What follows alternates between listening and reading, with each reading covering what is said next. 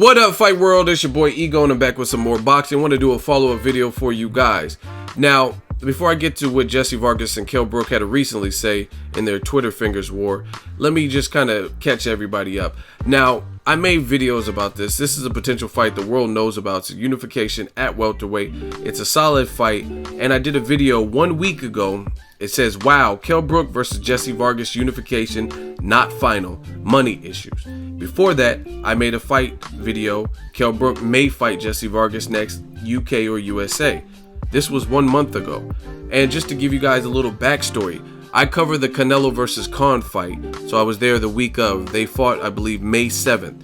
Today is the 4th of July, and we still don't have the fight. When I was at the Canelo Khan fight, this was already in talks because I seen Jessie Vargas and I thought it was going to get wrapped up maybe shortly after that. So from May 7th, when Canelo fought Khan, that whole fight week, Jessie Vargas was there. And when I seen him, I had already known about the Kell Brook fight. So just to give you guys a time frame of this particular fight and how long these negotiations have stretched. They're saying, oh, it could happen this time, then August, then I'm here in October.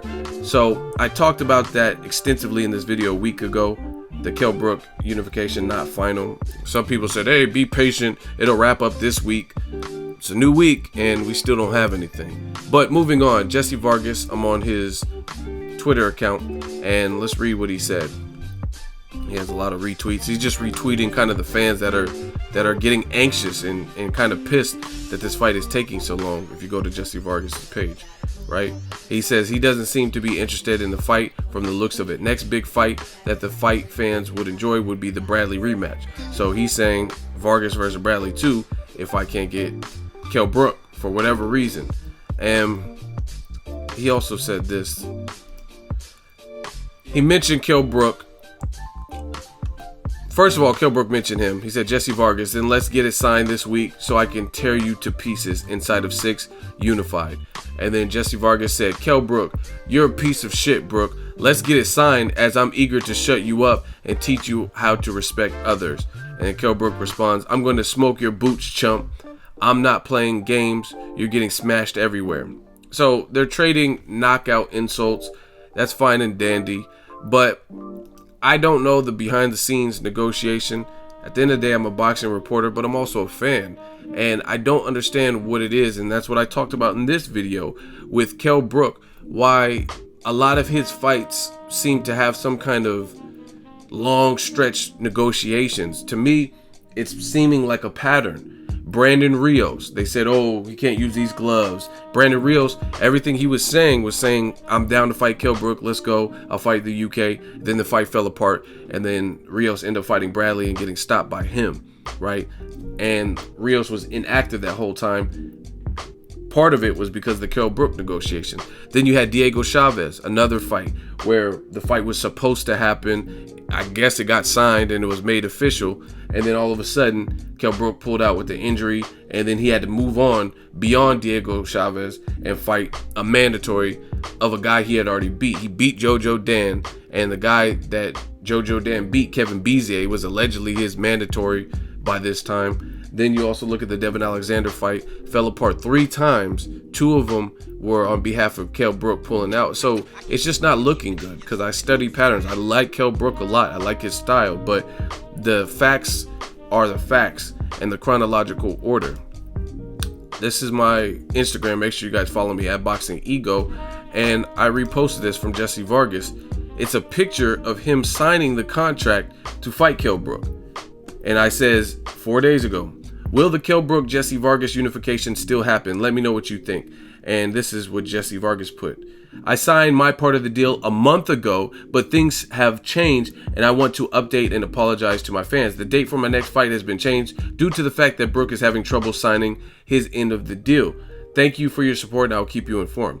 So, I mean, I don't know what to say. Like, I'm a boxing reporter. It's not about taking sides, but the man's posting a picture of him signing the contract, and I'm not really understanding. Some people were saying, oh, it's because Triple G might fight Eubank, so we're just waiting on that. I mean, what is that got? Like, Eubank, they're most likely going to fight, so just don't pick the date that they're targeting. Simple. You know what I mean? And it's just not making sense to me at this point why this fight is so hard to make with Jessie Vargas. It's a unification. Jessie Vargas has arguably had a tougher last few fights than Kell Brook. I don't even think it's arguable. He fought Tim Bradley, as you guys can see, and he rocked him in the late round, round 12. And he fought an undefeated guy like Saddam Ali, which is pretty much better than anything that Kell Brook has done since Sean Porter. Now, the Sean Porter's a great win. We know how good Sean Porter is, evident by his last fight, Thurman versus Porter. But it's not making sense. I'm not understanding why Kell Brook bouts are taking so long to come through. And again, just based on if you really lay out the facts, it does seem like it's more on the Kell Brook side for whatever reason. Because one, he hasn't taken, I mean, you have to look at it. Jessie Vargas took on Tim Bradley, world class. He took on Tim Bradley with no problems. The fight was made. He was losing the fight. And he took on Saddam Ali, which was a guy that was undefeated and an Olympian. So, I mean, I don't really think it's on Vargas's end. Like, I mean, it looks like he's down to fight whoever, because both guys, Bradley and Saddam Ali, stood a chance to beat him. And Bradley did beat him, but he held a good account of himself in that last round. Other than that, he was getting pieced up. Let me know what you guys think. Kell Brook versus Jessie Vargas. I'm just getting impatient, tired of waiting. It's a unification. We just seen Thurman Porter, a great welterweight scrap, and now I want to see more because the welterweight division is popping. Danny Garcia may fight Floyd Mayweather, so let's start shaping up the division, see who's who. Errol Spence Jr. is trying to fight the winner of Jessie Vargas versus Kell Brook, or Kell Brook for that IBF slot. He's slated, it hasn't been officially announced, but it looks like he's fighting Leonard Bundu in the amphitheater of the Barclays. So the players are running out. Kell Brook needs to fight someone. If you're not going to fight Jessie Vargas, rematch Sean Porter. He did good his last fight. You know what I mean? You got to fight somebody. And that's basically what it is. And I don't understand what's up with these young fighters and inactivity, right? You should only be inactive when you're coming off a brutal knockout or injury. Those are really the reasons for young fighters to be inactive, right? And everyone, it's weird. People hate Mayweather. They're rivals with Mayweather, but they take a lot from him. But I said this before and I'll say it again. People want to bypass pretty boy Floyd Mayweather and immediately go to Money Mayweather. Money Mayweather, after he beat De La Hoya, he might fight one time a year, but he's getting $32 million guaranteed. He can afford to do that. Or at the end, when he got to his Showtime contract, he was fighting like 2 times a year. That's cool for him, but these other young guys aren't him. They're not getting $32 million guaranteed plus pay-per-view back-end money. So why are they not fighting more frequently? 2 times, 3 times? It seems to be, I'm not saying all 3 have to be world-class, the most, you know what I mean? I'm not saying Kell Brook has to fight Thurman, Errol Spence Jr., and Sean Porter rematch back-to-back. But, I mean, come on, fight a Jessie Vargas, fight a Porter rematch, Josecito Lopez in between that. You know what I mean? No one's going to have a problem with that. But Kell Brook, he has not fought since the Kevin Bezier, and these are pretty much easy fights because those guys were massive underdogs who are favored to lose to him. You know what I'm saying? You look at all of Kell Brook's opponents since the Sean Porter fight.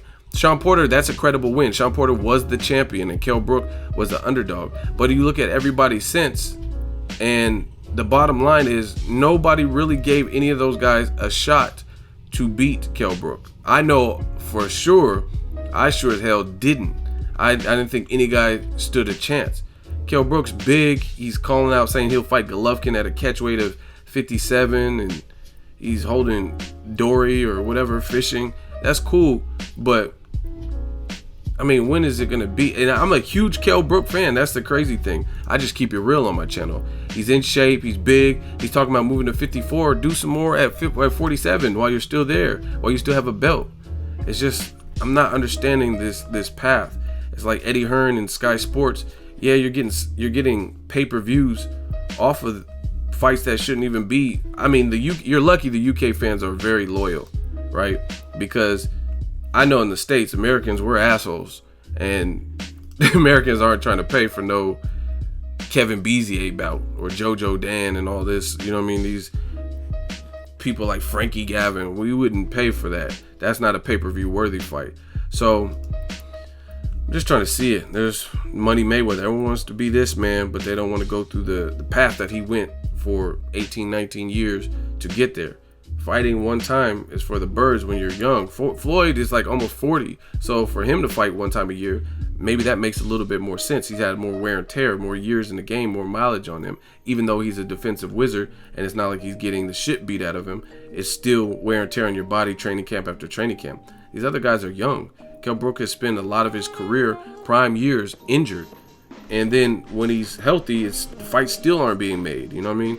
And he's just going for bike rides. That's cool, you're making money, but the welterweight division is just too popping to keep waiting. Like, I don't even know who this is. Who is this? I don't even know who he's fighting. Like, you know what I'm saying? Let me know what you guys think. Drop it in the comment section. Share the video, like the video as always. Hate, comment, and subscribe. Till next video is Ego signing off.